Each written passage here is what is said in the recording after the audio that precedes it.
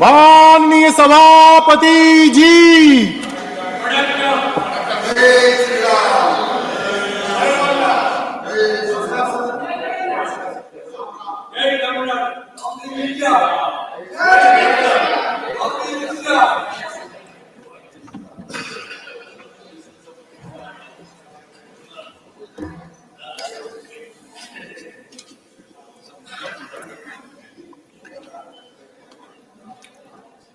Well, I must appreciate Karthikeya Sharma exemplified the conduct today, and this was noticed in late 60s.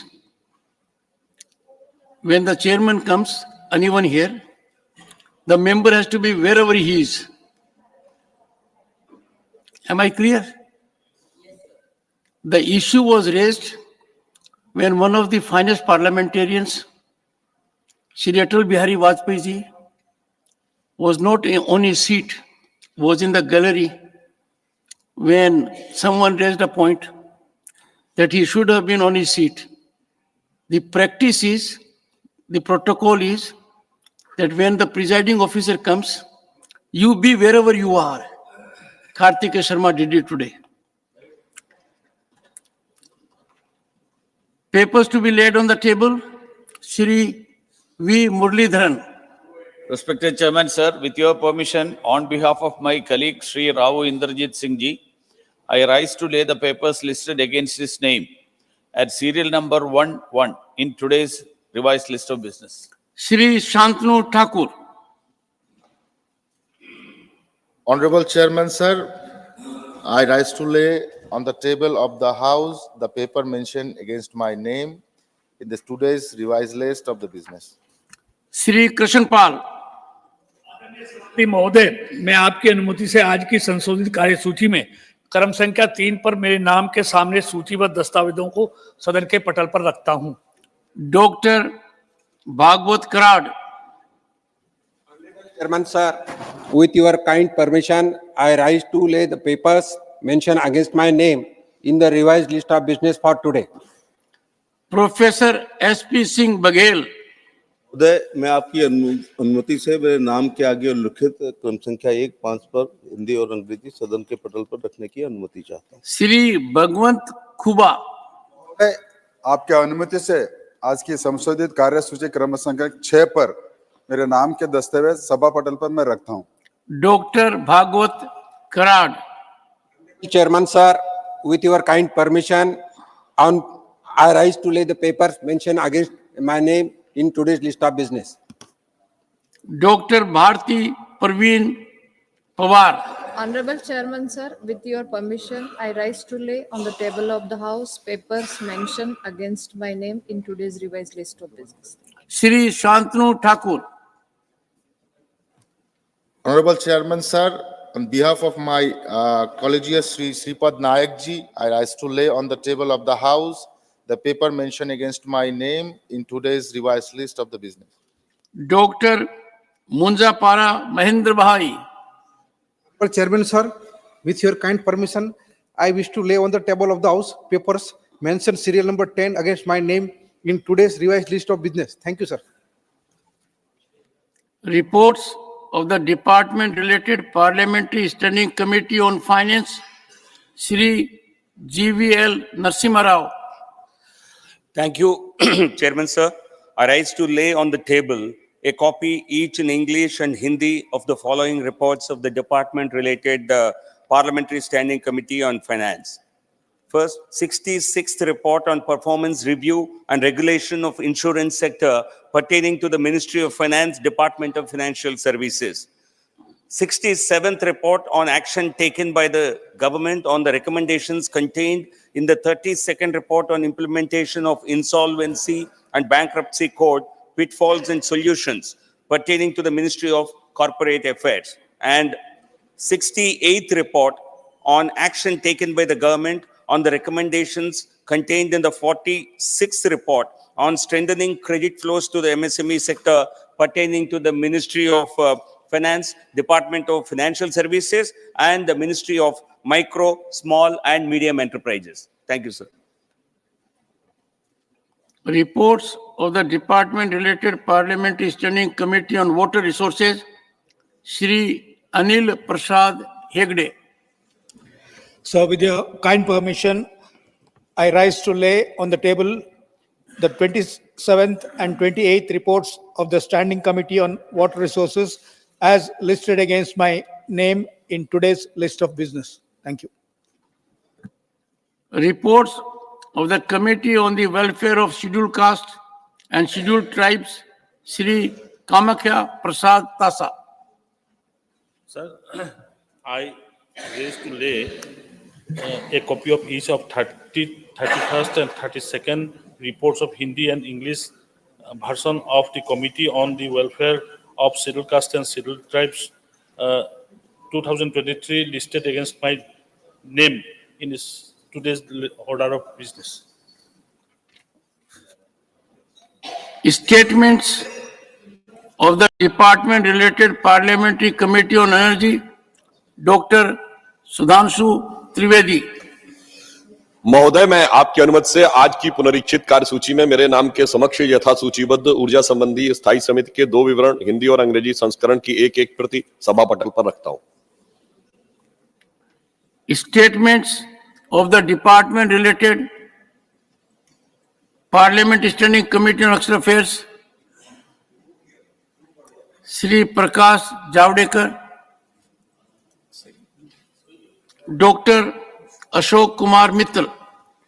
Honorable Sir, with your kind permission, I rise to lay on the table a copy in English and Hindi of the following statements as listed against my name in today's revised list of business. Number 1, this statement, English and Hindi version, showing action taken by the government on the observations, recommendations contained in the 18th report of the Committee on External Affairs, 17th Lok Sabha, on action taken by the government on the observations, recommendations contained in the 9th report on the subject, India and international law, including extradition treaties with the foreign countries, asylum issues, international cybersecurity, and issues of financial crime. Number 2,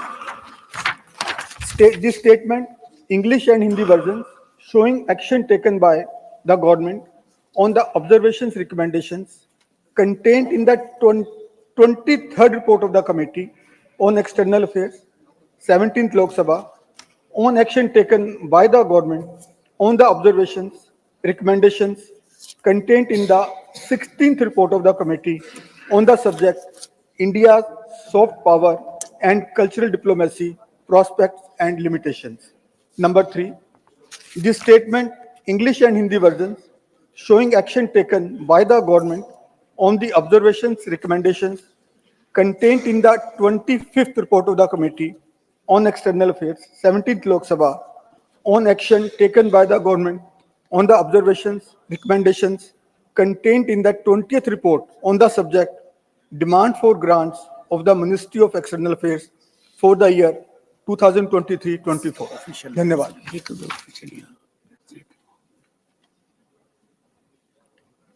Statement of the Department-related Parliamentary Standing Committee on Housing and Urban Affairs, Dr. K. Lakshman.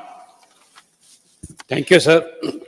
Honorable Chairman, sir, with your kind permission, I rise to lay the action taken statement, Hindi and English versions, on action taken by the government on recommendations or observations contained in Chapter 1 of the 19th report, 17th Lok Sabha of the Department-related Standing Committee on Housing and Urban Affairs on action taken by the government on the recommendations, observations contained in the 18th report, 17th Lok Sabha of the Committee on Demands for Grants 2023-24 of the Ministry of Housing and Urban Affairs, listed against my name in the today's list of business. Thank you, sir.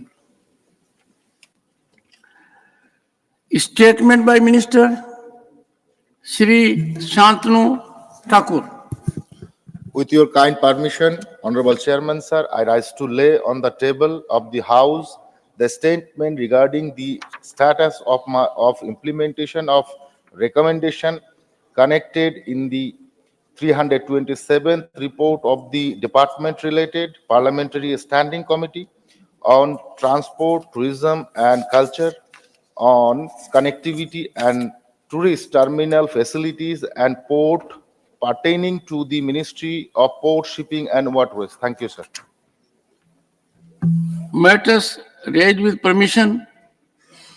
Shri Jhala Kesri Dev Singh ji.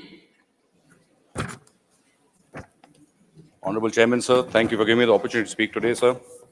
Sir, under the guidance and the leadership of the Honorable Prime Minister, the tourism sector has become a vibrant sector of our economy. The multiplier effect of this sector make it an important part of our economy. The government's push for greater connectivity as well as the improvements in the hospitality sector is attracting more foreign tourist arrivals into our country. As per the Bureau of Immigration, sir, India received 6.19 million FTAs during 2022 as compared to 1.52 million FTAs during 2021. Similarly, the foreign exchange earnings from tourism in US dollars during the month of February 2023 were 2.23 billion US dollars as compared to $0.571 billion during the month of February in 2022. The foreigners who bring this inflow into our exchequer travel to India for various tourism reasons. Leisure tourism is amongst the most important, but the business purposes, health tourism, education tourism are also fundamental. Not to forget the large NRI diaspora who visit India regularly. But sir, upon their arrival, these foreign tourists are required to manually fill up a disembarkation form, which not only consumes a lot of time, but takes a toll on already fatigued passengers and also adds unnecessary paperwork on immigration officials. Our government, sir, through its pro-people and tech-savvy approaches, has brought a paradigm shift in the service delivery mechanisms in the country. Be it direct benefit transfer or even Digi Yatra, efforts are being made to leverage the use of technology with the mantra of minimum government, maximum governance. Today, with the digital technology, passports and visa documentations have become far more efficient, because of which this disembarkation card has become redundant. Most of other developed countries do not have this system, and even we as Indians, when we go abroad, are not expected to fill this form up. Sir, therefore, I, through you, subject to security reasons, request the government to discontinue this manual practice and provide such foreign travelers a paper-free and hassle-free travel experience into our airports. It will help us treat our guests under the mantra of Atiti Devo Bhava. Thank you. Thank you. Manisri S. Silvagan Vethi, demand to make knowledge of local language as primary criteria for recruitment of teachers and doctors in Puducherry. Honorable Chairman, sir, the new education policy brings out a new era in the Indian education system. Even our harshest critics are welcoming at least two important features of the policy. One is the primary education through mother tongue, and other is the extension of mother tongue as medium of instruction in the professional courses. But the current scenario prevailing in several states is not conducive to achieve the target. Many state governments like Puducherry have long back introduced the CBSE pattern of education from the primary level in English medium. Now they are unable to switch over to Tamil medium as there are no textbooks of CBSE standard in regional languages. This defeats the very purpose of new education policy. Therefore, the central government should step in, advise and help the state administrations suitably so that the medium of instruction at the primary level will be only in the regional language. Several governments have already initiated steps to write textbooks in the regional languages for medicine and engineering. Perhaps in a year or two, they will be fully prepared for the changeover. Puducherry has Tamil, Telugu and Malayalam speaking regions. It can easily adopt the textbooks prepared by the neighboring states. But attention has to be paid on the recruitment of teachers. Being an union territory, the recruitment of principal of higher secondary schools and college lecturers being done by UPSC. Candidates from other states are getting recruited, but they are not well versed to teach in regional language. As the principals of the higher secondary schools are to deal with the school students due to the regional language problem, conducive atmosphere for teaching and learning process are not prevailing. Therefore, there must be a provision in the recruitment rules for ensuring those who are conversant in the regional language are all alone be selected. Another field that requires local language is medicine.